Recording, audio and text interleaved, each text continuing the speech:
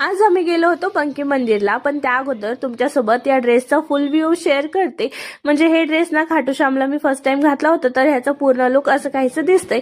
कापड वगैरे सगळं एकच नंबर आहे, स्वस्तात मस्त आहे. ड्रेसच्या लिंकसाठी नक्कीच मला कमेंटमध्ये लिंक म्हणून टाईप करा, मी लिंक सेंड करते तुमच्या DM मध्ये.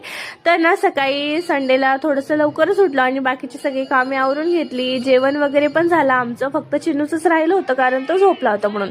आणि आमचं आवरेपर्यंत लेकरू तिकडे उठून गेला आणि त्याला उठल्या उठल्या सरप्राईज भेटलं की आपण बाहेर जाणार आहे म्हणून.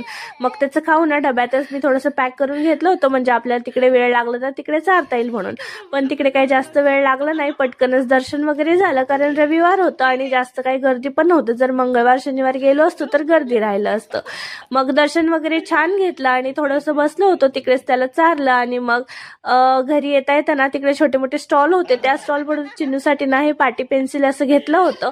तर ना घरी आल्यावर आम्हाला पहिल्यांदा त्याच्यावर लिहायचंच होतं, तेच काम आम्हाला दिसत होतं, त्याच्यामुळे कपडे वगैरे काहीच बदलले नाही, तेच लिहत बसला होता. आणि आता हळूहळू ना पाटी आमचं राहील बाजूला, पूर्ण भिंती वगैरे सर्व रंगून निघणार आहेत आणि थोड्याच दिवसात.